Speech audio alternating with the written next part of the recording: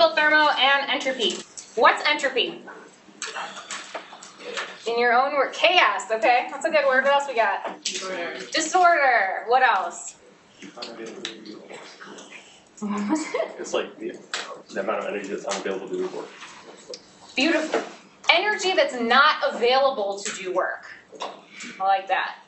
The answer is that there are many ways to define entropy, and a popular one is to call it disorder, to call it chaos, and we're going to also show the second law of thermo today. It's written in 3 ways, and you can write it in more, okay? So there's a lot of ways to phrase this. Entropy is a super loaded word, but what I care about is that you actually understand it, okay?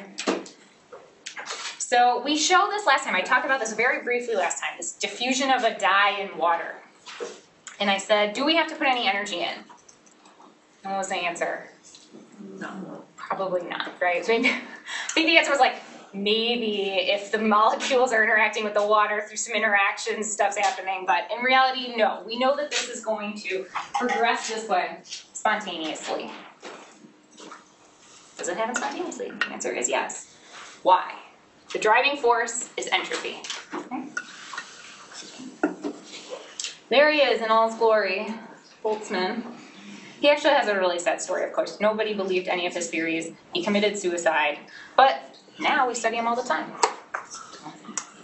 Don't be a scientist in the 1800s, 1700s. All right, so what he did was that remember that when we were initially studying all the laws of thermo, we were using heat engines. At first, steam engines, and then later internal combustion engines. And heat flow through these engine systems was how they were setting up all of this math. Okay, so he came along and actually gave entropy a statistical definition unrelated to heat flow and temperature changes as measured on the heat engines. He looked at a statistical definition. He put entropy in terms of exclusively probability. Okay. At any given moment, we don't know where one dye molecule is. It would be impossible for us to know that. But when we start to talk about where all of the dye molecules want to go, things get really predictable in terms of probability. Okay, because in this case here, there's tons of dye molecules here, and they're all moving continuously. It looks like it's all spread, but they don't spread and stay put. The molecule that's here at some later time is over here, and then over here, and over here, but it still all looks the same the whole time. Okay?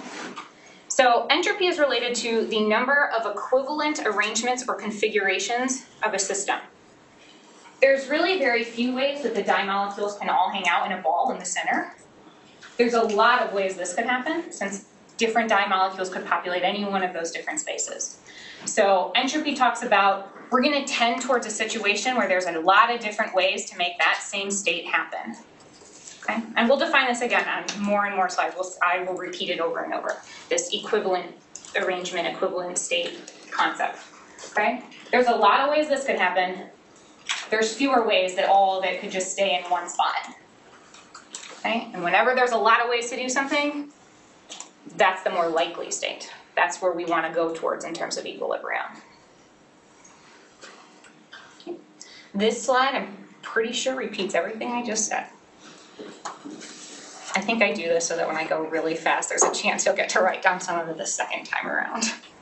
There's no energetic driving force causing this diffusion, except there is thermal energy, okay? We know there's temperature there. We're not at 0 Kelvin.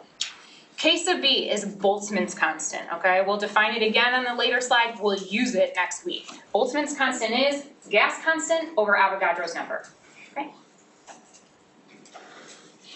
And we know that temperature is not in units of energy, but Boltzmann's is, okay? When we multiply this by temperature, we'll get energy. And we'll show, like I said, we'll show the units of Boltzmann in a second. Okay. Oops. We know situations shown in B and C quickly shift spontaneously from left to right. They go from being all like one drop of dye, they spread out. And again, we can't predict the location of any one dye molecule, but we can predict statistically how they'll distribute or the density of the molecules throughout the whole solvent.